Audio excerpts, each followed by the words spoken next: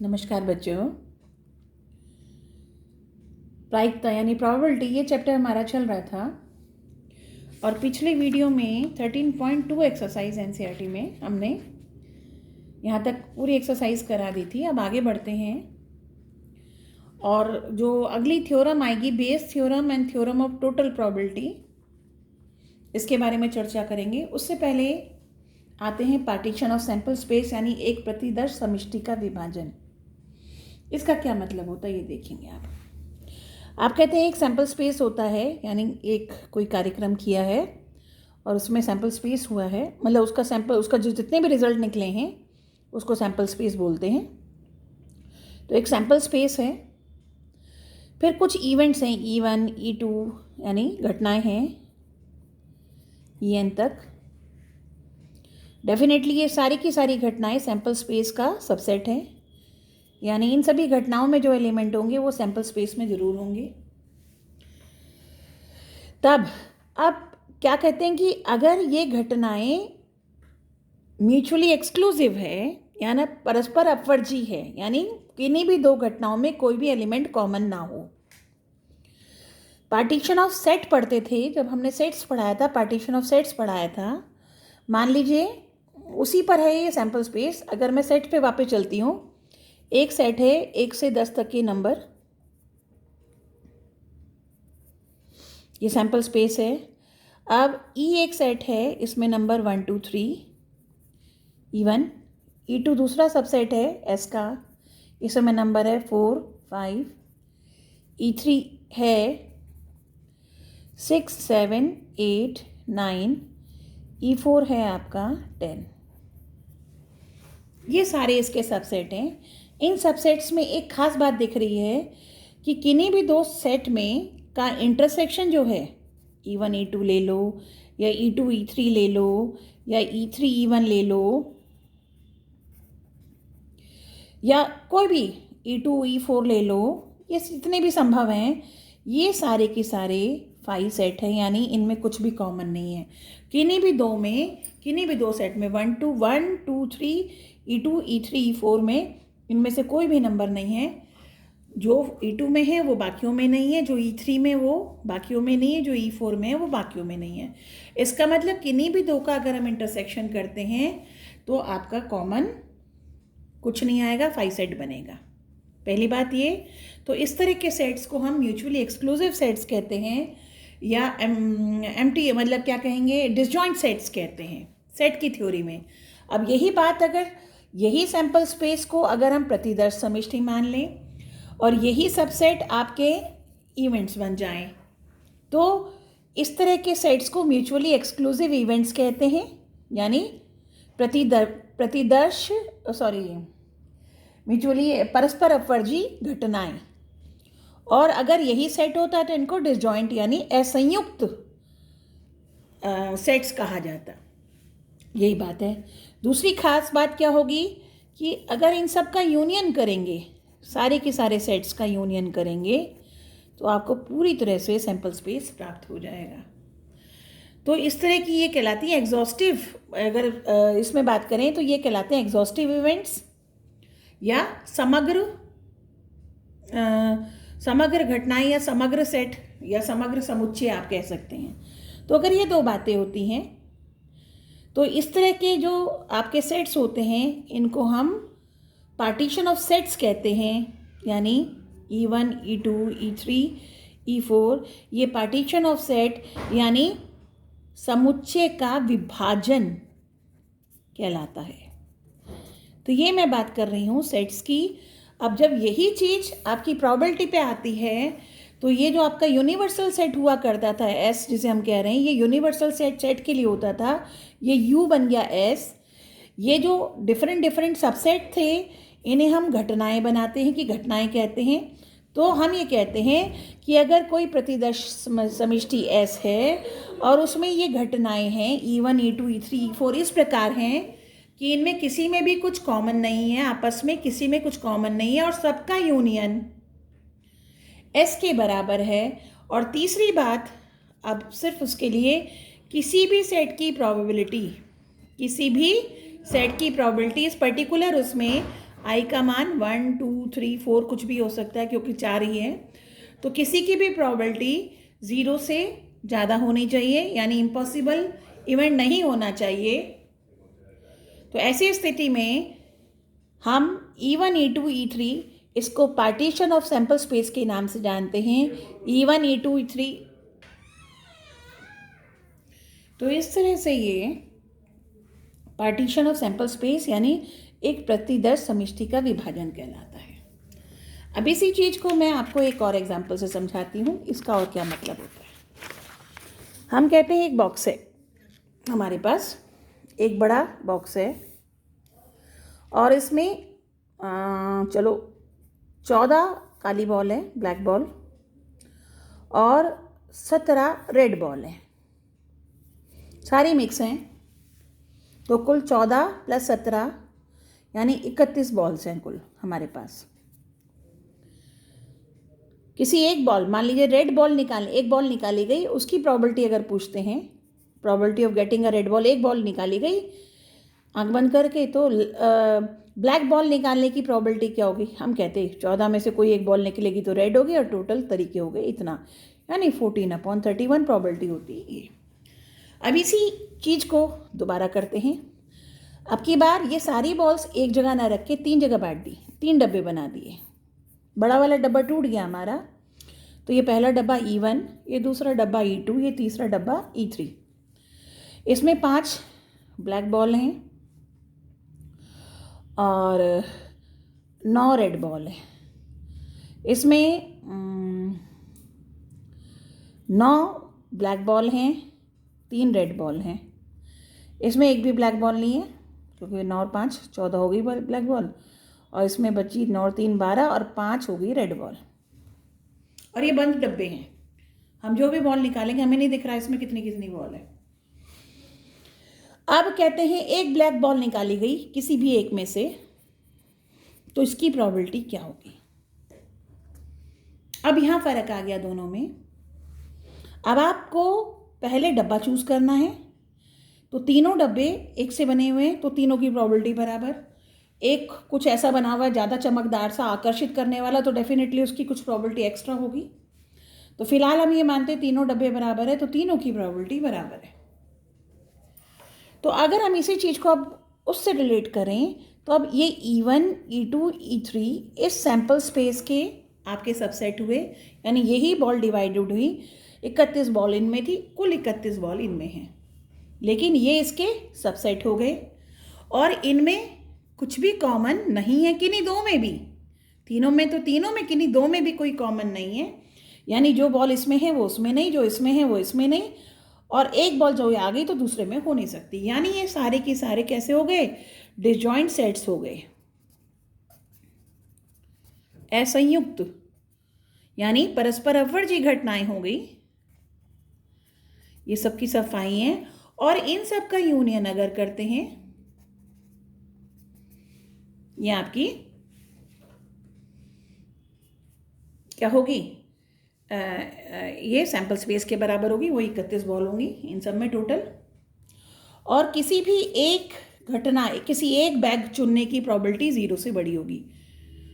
Bag तो तीनों ही हैं, भले ही उसमें 0 ब्लैक हो, लेकिन बॉल तो है उसमें, कुछ तो बॉल है, तो ये आपकी घटना 0 से बड़ी है। तो इस तरह के सेट, और चूंकि PE1 0 से बड़ी होनी चाहिए, तो मतलब इस तरह का जो सेट होते हैं ये आपके क्या कहलाते हैं? Partition of sample space. तो इसलिए मैंने आपको इसमें लिया। अब आते हैं हम theorem of total probability. Theorem of total probability कहती है, पहले मैं इसी एग्जांपल से एक्सप्लेन करती चलूंगी, फिर आ जाती हूँ उसी क्वेश्चन पर। एक बॉल निकाली किन्हीं 3 बैग में से, तो किन्हीं 3 बैग में से एक बॉल निकाली जाएगी, तो पहले आपका बैग चुना जाएगा। इस केस में बैग नहीं चुना था, सीधा हाथ डाला, एक बॉल निकाली। अगर उन 14 में से कोई एक निकलती तो ब्लैक निकलती, तो उसकी प्रोबेबिलिटी 14C1/30C1। लेकिन अब की बार पहले बैग चुना जाएगा, फिर बैग चुना गया, जब चुना जा चुका तब उसमें ब्लैक निकले तो क्या प्रोबेबिलिटी है? क्योंकि अगर तीसरा बैग आपने चुन लिया तो उसमें तो 0 प्रोबेबिलिटी है। तो अब अगर मैं B घटना मान लूँ कि एक बॉल जो निकाली गई वो ब्लैक है, तो प्रोबेबिलिटी बी निकालने की क्या होगी कि पहले अगर E1 चुना जाता है, पहले E1 चुनने की प्रोबेबिलिटी, और अगर E1 चुना गया तब ब्लैक बॉल चुनने की प्रोबेबिलिटी, या फिर दूसरा बैग चुना गया जाने की प्रोबेबिलिटी, और अगर जब दूसरा बैग चुना जा चुका है, कायदे में इसका मैं फिर से बताती हूँ, इसका मतलब होगा ब्लैक बॉल, या तो ब्लैक बॉल तब निकलेगी जब पहला इवेंट हो, या ब्लैक बॉल तब निकलेगी जब दूसरा इवेंट हो, या ब्लैक बॉल तब निकलेगी जब तीसरा थैला हो। यही तो 3 तरीके बनेंगे, यानी पहला थैला और ब्लैक बॉल, दूसरा थैला और ब्लैक बॉल, और तीसरा थैला और ब्लैक बॉल। और इसको अब हम मल्टीप्लिकेशन थ्योरम से ये कहेंगे, it is PE1 into PB upon E1, PE2 B upon E2, यानी जब E2 चुना गया, और PE3 B अपॉन E3। तो बेसिकली अब ब्लैक बॉल निकाले की प्रोबेबिलिटी किन किन चीज़ों पे डिपेंड कर गई इनकी, तो इनकी प्रोबेबिलिटी, इनको चुनने की प्रोबेबिलिटी, यानी पहले थैला चुना जाएगा, बैग चुना जाएगा या बॉक्स चुना जाएगा, इन तीनों में से कोई, तो उसके चुनने की प्रोबेबिलिटी, और फिर अगर जब वो चुना गया, जा चुका जो पर्टिकुलर, तब उसमें ब्लैक बॉल की प्रोबेबिलिटी। तो इस तरह से होंगे। तो इसी चीज़ को अब हम संपूर्ण प्रायिकता प्रमेय के नाम से जानते हैं। अब इसी को मैं जनरलाइज कर रही हूँ, इसी एग्जाम्पल को, थ्योरम ऑफ टोटल प्रोबेबिलिटी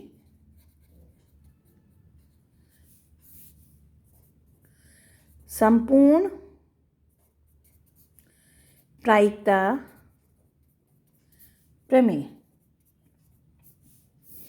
इस संपूर्ण प्रायिकता प्रमेय के अनुसार यदि कोई एक घटना, कोई एक एक्सपेरिमेंट किया जाता है और उसका सैंपल स्पेस S है और उसके पार्टीशंस यानी उसके विभाजन E1, E2, E3, E4 till En है, यानी किसी घटना के विभाजन ये है। अब विभाजन का मतलब मैं क्लियर कर चुकी हूँ, किन्हीं भी 2 घटनाओं में कुछ कॉमन नहीं होगा।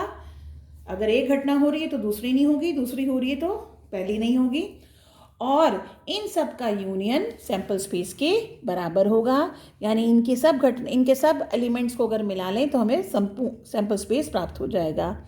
मोर ओवर किसी की प्रोबेबिलिटी भी 0 नहीं होगी। तो ये बात पार्टीशन के लिए लागू हो गई, पार्टीशन ऑफ सैंपल स्पेस के लिए बात हो गई, यानी ये सारी घटनाएं ऐसी हैं। तब किसी घटना A होने की प्रायिकता क्या होगी? तब किसी घटना A होने की प्रायिकता होगी PE1, जब E1 हो चुका हो तब A की होने की प्रायिकता, PE2 या फिर दूसरी घटना होने की प्रायिकता, और जब दूसरी घटना हो चुकी हो तब A होने की प्रायिकता, फिर तीसरी घटना की प्रायिकता इंटू PA अपॉन E3। तो ये डायरेक्टली मैंने आपको थ्योरम बता दी है, डिस्क्राइब कर दिया है इसको। ये आपकी संपूर्ण प्रायिकता प्रमेय है। तो जैसे कि मैंने पिछले वाला क्वेश्चन में आपको एग्जाम्पल लेके बताया था, तो अगर अब हम इस वाले क्वेश्चन में संपूर्ण प्रायिकता की प्रमेय निकालेंगे, यहाँ पर इस वाले में जो फिर वापस उसी क्वेश्चन पे आ गई कि ब्लैक बॉल निकालने की प्रोबेबिलिटी क्या है। हम ये मानते हैं तीनों बॉक्स एक से हैं, तीनों की प्रायिकता बराबर है, तो PE1, PE2 इन तीनों की प्रायिकता, यानी 3 थैले हैं, 3 में से E1 चुना जाए तो 1/3, E2 चुना जाए उसकी भी 1/3, और तीनों की बराबर प्रायिकता है, तो थैले चुनने की प्रायिकता 1/3 ईच। अब PE1, PE2, PE3 हो गया। अब अगर पहला वाला थैला चुना गया तब ब्लैक बॉल निकालने की प्रोबेबिलिटी PB अपॉन E1 कितना होगा? 5 ब्लैक बॉल है तो 5C1 अपॉन, इसमें टोटल कितनी थी? 5 और 5 14 C1, यानी 5 अपॉन 14। तो इस तरह से होगा 1/3 गुणा 5 अपॉन 14। अगर दूसरा थैला चुना गया तो उसकी प्रायिकता 1/3, और अगर चुन चुके तब 9 अपॉन 9 3 12 C1।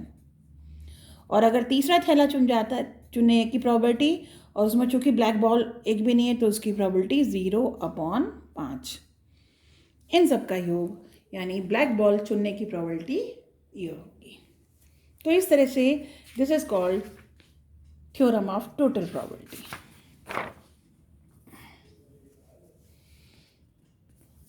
अब इसी पर ही आपका एग्जाम्पल 15 दिया हुआ है, इसे आप कर लेंगे, मैंने आपको ये बता दिया। अब इसके बाद हम सीधा आते हैं बेस थ्योरम पे।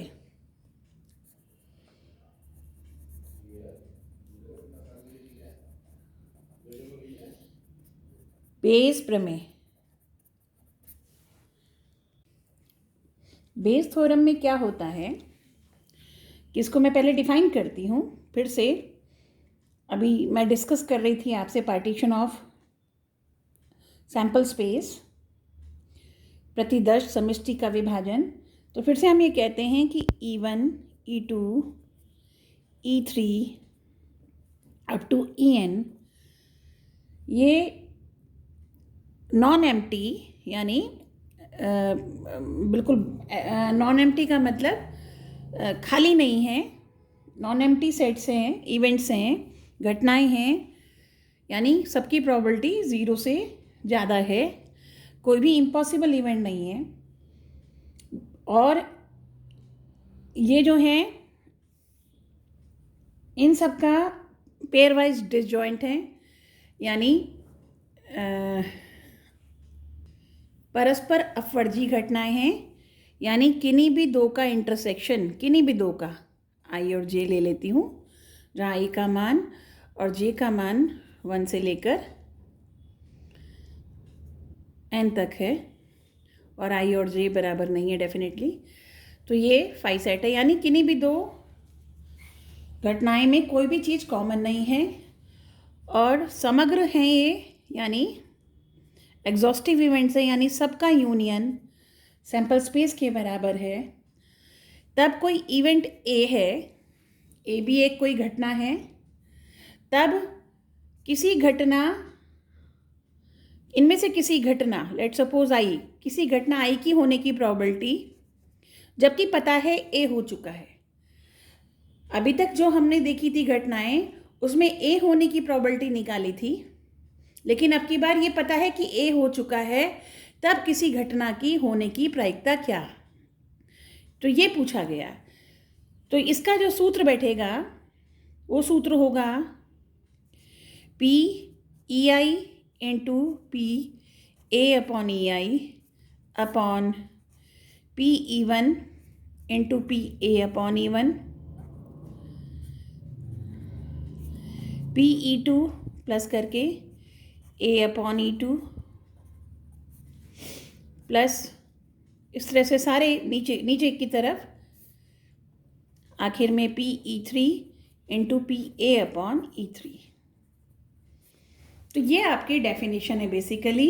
अब इसका मतलब क्या है, यहाँ ये जो मैंने पूरा लिखा है एक्चुअली ये पी ए का मान है, ये जो पूरा लिखा है तो ये पी है, तो इसको मैं डायरेक्ट यूँ भी लिख सकती हूँ P E I into P A upon E I upon P A.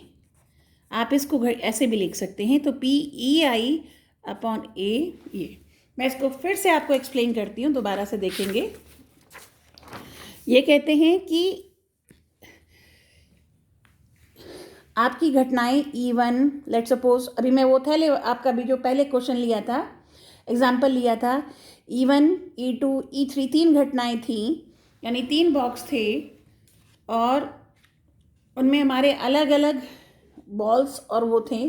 तो हमने अभी बताया था कि काली बॉल, एक घटना माना था कि एक बॉल निकाली और वो काली बॉल है, तो हमने कहा था कि संपूर्ण प्रायिकता प्रमेय से कि वो बॉल काली बॉल हो तो उसके निकालने की प्रोबेबिलिटी थी कि पहले E1 होने की प्रायिकता, और जब E1 हो चुका हो तब ए की प्रायिकता। तो ये संपूर्ण प्रायिकता प्रमेय से निकाल रही थी मैं, या फिर वो दूसरे थैले से निकलेगी तो दूसरे थैले की प्रायिकता गुणा जब दूसरा थैला निकल चुका हो, चुन चुका हो, तब उसमें से काली गेंद निकालने की प्रायिकता, तीसरा थैला की प्रायिकता, और जब तीसरा थैला चुना जा चुका हो तब उसमें से काली बॉल चुनने की प्रायिकता, ये हमने किया था। अभी क्वेश्चन, तो ये क्वेश्चन था कि एक बॉल चुनी गई और उसमें से काली बॉल, मतलब एक बॉल निकाली गई किसी भी 3 थैलों में से, तो उसमें काली गेंद निकलेगी, इसकी क्या प्रायिकता होगी। ये आपका क्वेश्चन उस समय ये था। अब क्वेश्चन अगर ये पूछा जाता है कि फिर से वही कि आपके 3 थैले थे, तीनों थैलों में आपके डिफरेंट वो मैंने पहले बताया था जो इस क्वेश्चन में कि इतनी काली और कुछ लाल, कुछ लाल काली और कुछ लाल और कुछ यहाँ पर काली और लाल बॉल तीनों में थी। तो एक बॉल निकाली गई और पाया गया कि वो बॉल काली है। अब की बार जो ए घटना है, वो जो ए की होने की प्रायिकता है, ये दिया गया है कि वो बॉल काली है, तो प्रायिकता ज्ञात करो कि वो मानो दूसरे थैले से निकली थी। तो आपसे पूछा गया है E2 अपॉन ए, तो ये पूछा गया है। यानी अब ये पता है कि घटना ए जो है हो चुकी है, यानी ये तो पता चल चुका है कि बॉल काली है। तब ये बताइए कि इस बात की क्या प्रायिकता है कि वो दूसरे थैले से निकली है। तो हमारे फिर मल्टीप्लिकेशन थ्योरम से हम क्या कहेंगे, इसका मतलब होगा PE2 intersection A upon PA।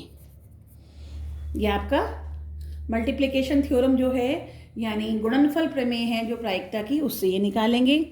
अब E2 इंटरसेक्शन ए का फिर से, तो ये होगा PE2 into PA upon E2, क्योंकि याद रखिए आपको क्या क्या पता था, PE1 PE2 PE3, आपको पता था PA upon E1 PA upon E2 PA upon 3, ये सारी चीज़ें पता थी। आपसे पूछा है इसका उल्टा E2 अपॉन ए, तब आप बेस थ्योरम ये कहती है कि E2 अपॉन ए हमारे हिसाब से, तो बेस थ्योरम मैंने अभी आपको बताई, लेकिन वो निकली कैसे, तो E2 अपॉन ए निकालना है।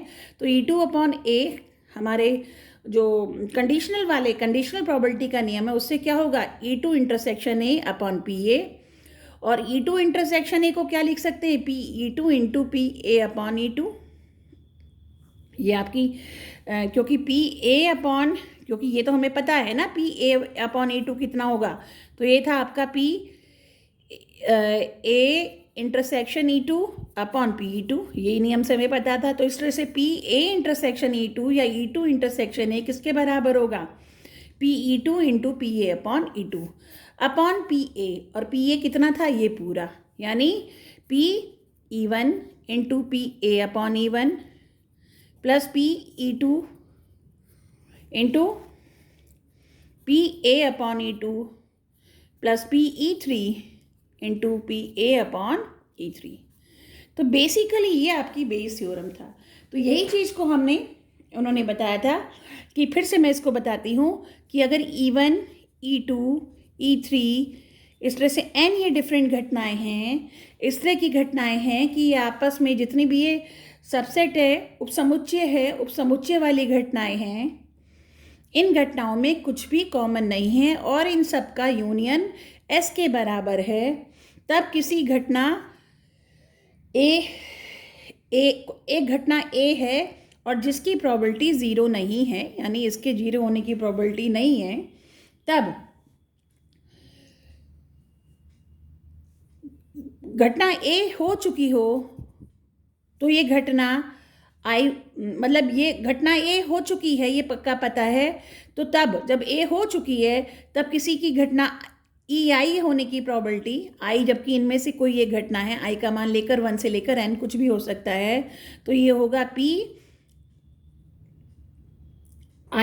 Into PA upon I EI upon जितने भी PE1 से स्टार्ट करते हुए जितने भी इसके, ये I का मान 1 से लेकर n तक, PE1 into PA upon E1 PE2 plus करते हुए A upon E2 dash dash dash PEN into PA upon EN। तो ये हमारी बेस थ्योरम थी।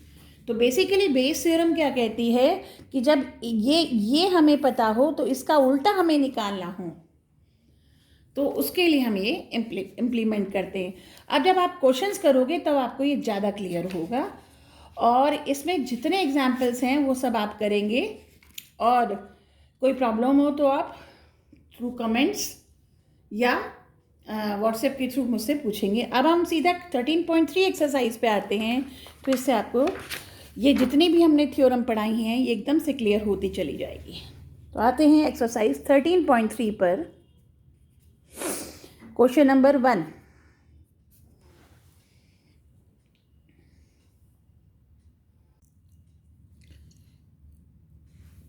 तो ये मैंने प्रश्न नंबर 1 हिंदी में लिख दिया है।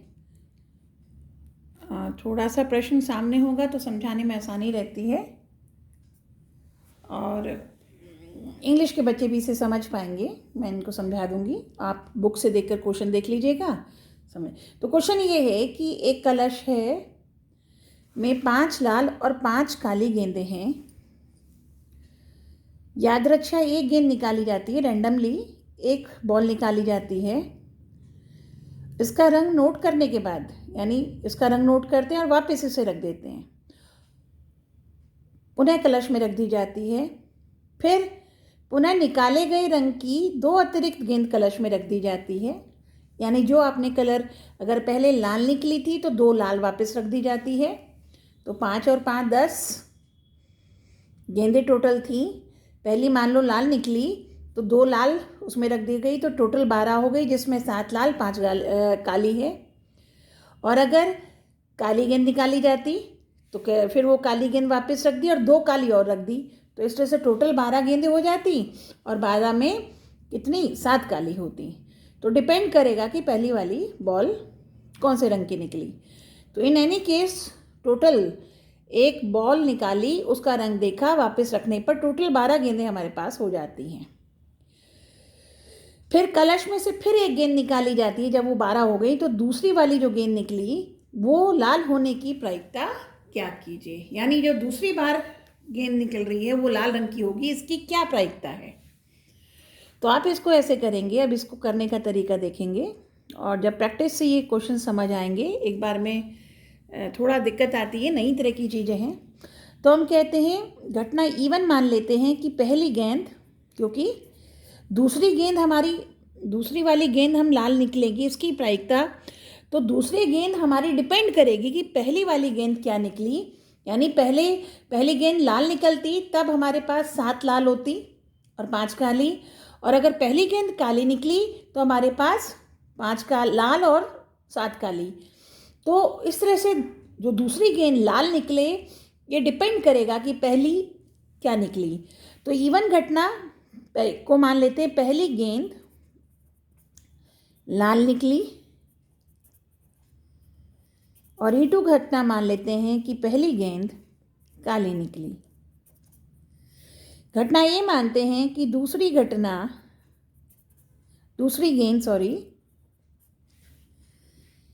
लाल निकाली गई।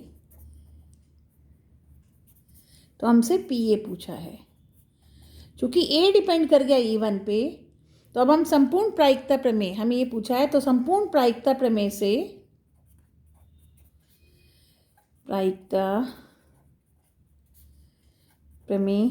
से क्योंकि दूसरी गेंद लाल निकलना पहली 2 घटनाओं पर डिपेंड करेगी, संपूर्ण प्रायिकता प्रमेय से theorem of total probability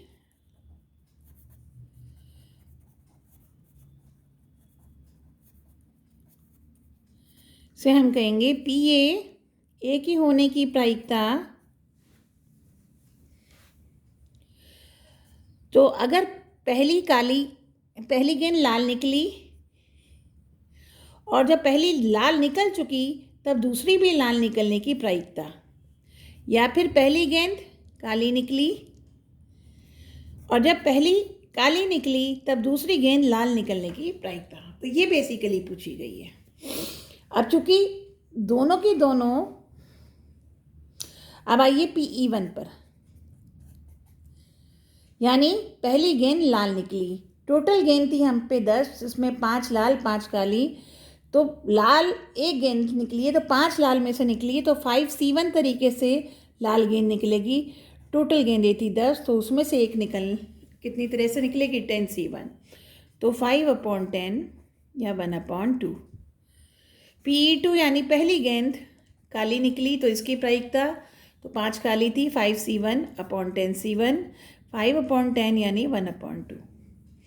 then दूसरी गेंद लाल निकले, जबकि पता है कि पहली गेंद आपकी लाल निकली है, तो जब पहली गेंद निकल चुकी तब आपने उसमें 2 गेंदें और लाल रख दी, तो इस तरह से कुल 7 गेंदें हो गई लाल की। तो 7 में से एक गेंद निकले तो ही लाल निकलेगी, तो 7C1 तरीके से लाल गेंद निकलेगी अपॉन टोटल गेंदें थी 12C1 यानी 7/12। और दूसरी गेंद लाल निकले जबकि पहली गेंद काली निकल चुकी है, तो अब लाल गेंदें रह गई हमारे पास 5, काली गेंदें हो गई 7, टोटल गेंदें हो गई 12। तो दूसरी वाली लाल कितने में से निकलेगी? 5 में से, तब वो लाल निकलेगी, तो 5C1/12C1 यानी 5/12। तो इस तरह से दूसरी गेंद आपकी लाल निकले, इसकी प्रायिकता यहाँ रखते रहेंगे। PE1 की जगह 1/2 A/E1 7/12, 1/2 5/12, 7 और 5 12/2 × 12, तो ये प्रायिकता 1/2 होगी। आते हैं प्रश्न नंबर 2 पर।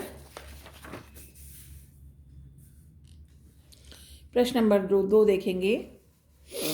एक थैले में 4 लाल और 4 काली गेंदें हैं और एक अन्य थैले में 2 लाल और 2 काली गेंदें हैं। पहला थैला, इसमें 4 लाल 4 काली।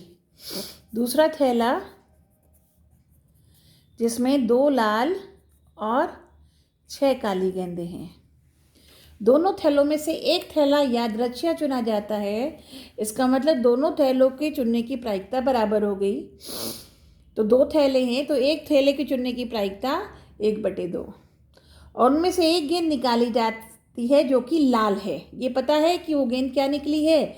लाल है। इस बात की क्या प्रायिकता है कि गेंद पहले थैले से निकाली गई। अब यहाँ पहले थैला चुना जाएगा, तो थैला चुनना डिपेंड नहीं करता किसी पे, परंतु कौन से रंग की गेंद है ये डिपेंड करता है, उसकी प्रायिकता डिपेंड करती है थैले पर।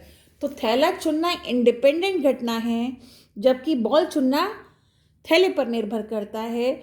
तो बॉल जो भी चुनी जाएगी उसमें बॉल डिपेंडेंट होगी और थैले का चुनना इंडिपेंडेंट हो गया। तो हम कहते हैं माना E1 घटना है कि पहला थैला चुना गया,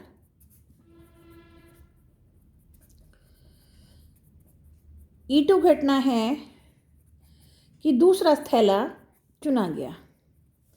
डेफिनेटली पहला थैला चुनने की प्रायिकता 1/2, 2 थैले थे, दोनों की बराबर यादृच्छिक चुना गया, यानी कोई बिना किसी फेवरिज्म के चुना गया, तो दोनों की बराबर प्रायिकता है। अब जो गेंद निकाली गई वो लाल है, तो हम कहते हैं माना घटना ए को मान लिया कि जो गेंद है, गेंद निकाली गई, गेंद लाल गेंद निकाली गई, लाल गेंद, एक ही गेंद निकाली है और वो भी लाल गेंद निकाली गई। तो आपसे पूछा गया है कि इसकी क्या प्रायिकता है कि वो पहले थैले से निकली है, जबकि ये पता है कि वो लाल है। तो PA का पता है और E1 मतलब पहला थैले से निकली है यानी E1। तो आपसे ये पूछा गया PE1/A। अब आपको पता क्या है? PE1 पता है, PE2 पता है। लाल गेंद निकाली गई जबकि वो थैला पहला था, तो PA/E1 पता है। तो लाल गेंद कितनी है? 4, 4C1। टोटल गेंद है कितनी? 4 + 4 8, 8C1, तो इट इज़ 4/8 यानी 1/2। लाल गेंद अगर दूसरे थैले से निकाला जाता है तो PA/E2 यानी पता है कि दूसरा थैला है, तब उसमें से लाल गेंद निकालने की प्रायिकता 2C1, 6 + 2 8C1, that is 2/8, that is 1/4। तो आपको A/E1 पता है, A/E2 पता है, इसका उल्टा पूछा है। जैसे ही उल्टा आएगा तो इसका मतलब कौन सी थ्योरम लग रही है? Bayes theorem. तो बेस थ्योरम से बेस प्रमेय से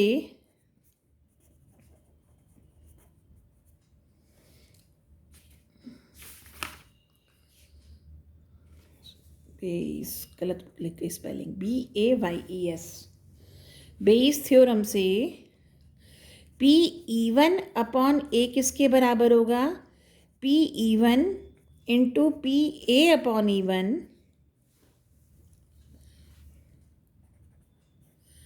अपॉन PA एक्चुअली, और PA का मतलब P(E1) into PA/E1 plus P(E2) into PA/E2।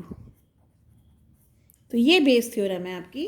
तो बेस थ्योरम से ये निकलेगा, अब आपके पास P(E1) है 1/2, A/E1 भी आपका 1/2, यहाँ 1/2 इंटू 1/2, और ये 1/2 इंटू 1/4। तो इट इज़ 1/4, ये 1/4 प्लस 1/8,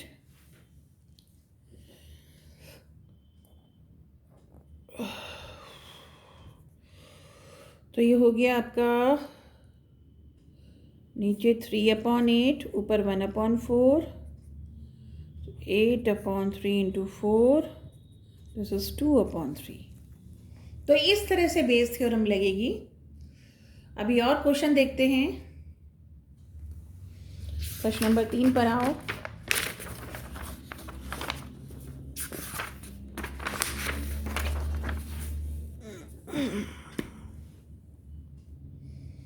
देखो प्रश्न नंबर 3। प्रश्न नंबर 3 ये कहते हैं, एक महाविद्यालय है, इसमें छात्रों में से जितने भी इसमें छात्र पढ़ते हैं उसमें 60% छात्रावास में रहते हैं, यानी कुल अगर 100 बच्चे मानते हैं तो उसमें 60% छात्रावास है, और ये कहते हैं 40% छात्रावास में नहीं रहते हैं। अगर ये नहीं भी देते, क्वेश्चन सिर्फ इतने दे देते कि एक महाविद्यालय में छात्रों में 60% हॉस्टल में रहते हैं और आगे कुछ नहीं बोलते, तो इतना ऑब्वियस था कि या तो छात्रावास में रहेंगे या छात्रावास में नहीं रहेंगे, कोई तीसरा और ऑप्शन नहीं हो सकता था। तो डेफिनेटली 100 में से 60 अगर छात्रावास में रहते हैं तो 40 बचे हुए 40 जो हैं वो छात्रावास में नहीं रहते हैं। स्टिल इन्होंने दे दिया, नहीं भी देते तो हम यहाँ से आप निकाल सकते थे। फिर कहते हैं पूर्ववर्ती वर्ष के परिणाम सूचित करते हैं कि छात्रावास में रहने वाले छात्रों में 30% और छात्रावास में नहीं रहने वाले छात्रों में से 20% ने A ग्रेड लिया है। यानी A ग्रेड लेना डिपेंड कर गया है कि बच्चा छात्रावास में था या नहीं। अगर ये पता है कि बच्चा छात्रावास का है तब A ग्रेड लेने की प्रायिकता कितनी हो गई? 30%, यानी 100 में से 30। और अगर वो छात्रावास में नहीं रहता तब A ग्रेड लेने की प्रायिकता होगी 20%, यानी A ग्रेड लेना डिपेंड कर गया छात्रावास पे रहना या न रहने पर, जबकि छात्रावास पे रहना इस चीज़ पर डिपेंड नहीं करता कि वो बच्चा A ग्रेड ले रहा है या नहीं ले रहा। तो इस वजह से छात्रावास में रहना या ना रहना ये इंडिपेंडेंट है, जबकि ग्रेड A लेना डिपेंडेंट है कि छात्रावास में रह रहा है या नहीं। फिर कहते हैं वर्ष के अंत में एक छात्र को यादरक्षा चुना गया और ये पाया कि उसे A ग्रेड मिला है, तो इस बात की क्या प्रायिकता है कि वह छात्र छात्रावास में रहने वाला है? तो यहाँ से क्लियर हो रहा है आपको। तो हम घटना E1 मानते हैं कि छात्र छात्रावास का था, यानी हॉस्टल में रहने वाला था, में रहता था। और E2 कहता है कि छात्र छात्रावास में नहीं रहता था। इसका मतलब PE1 कितना हो गया? 60%, और PE2 हो गया 40%, 40/100। अब घटना ये मान लेते हैं कि छात्र ने A ग्रेड प्राप्त किया। अब छात्र A ग्रेड प्राप्त करता है यदि वो छात्रावास में रहता है, तो ये आपको 30% दे रखा है, 30/100। और A ग्रेड प्राप्त करता है यदि वो छात्रावास में नहीं रह रहा, तो ये दे रखा है 20%।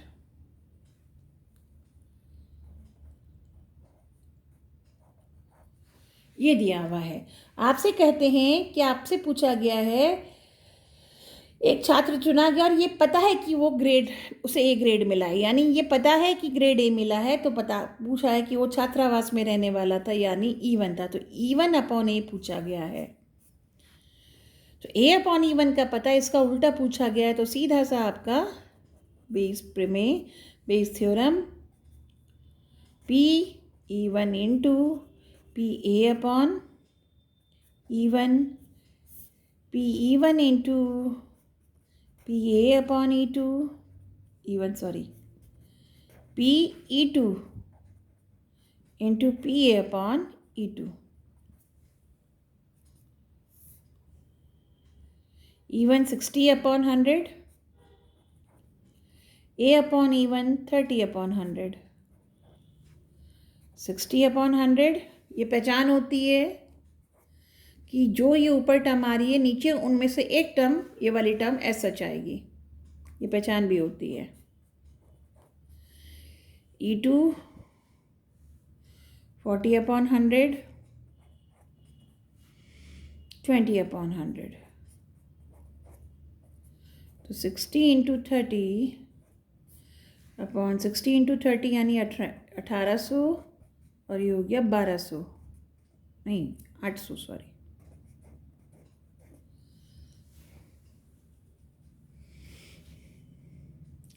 ऊपर 1800, नीचे 2400, 18 और 8 2600, तो ये हो गया 9/13। आते हैं प्रश्न नंबर 4 पर।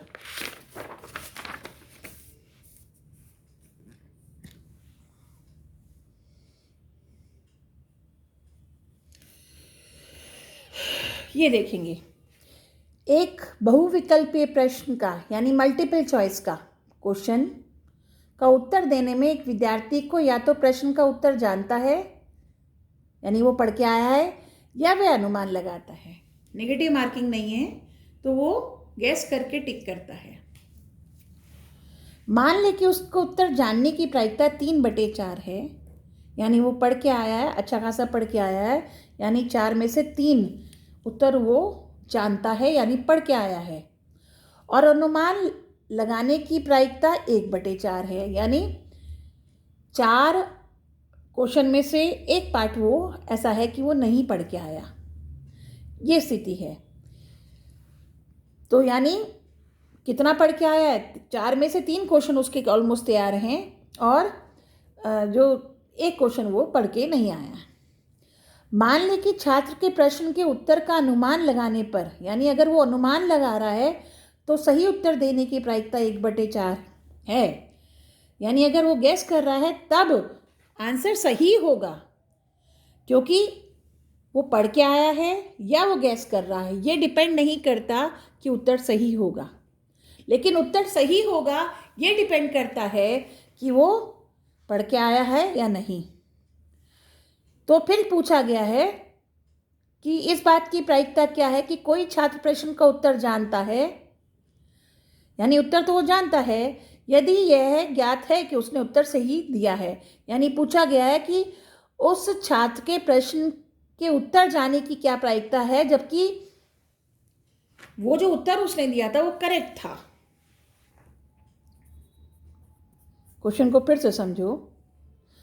बच्चा पढ़ के आया है, क्वेश्चन है एक, बच्चा पढ़ के आया है तो उसके चांसेस हैं 3/4। वो पढ़ के नहीं आया है, उसके चांसेस है 1/4। अब वो आंसर देता है। आंसर अगर पढ़ के आया है तो वो आंसर देगा, वो पूरा करेक्ट होगा, क्योंकि एक चीज़ को मैं पक्का पढ़ के आई हूँ और उसका आंसर जब मैं दूंगी तो डेफिनेटली उसके सही होने की प्रायिकता 100% होगी, यानी वो श्योर इवेंट होगा।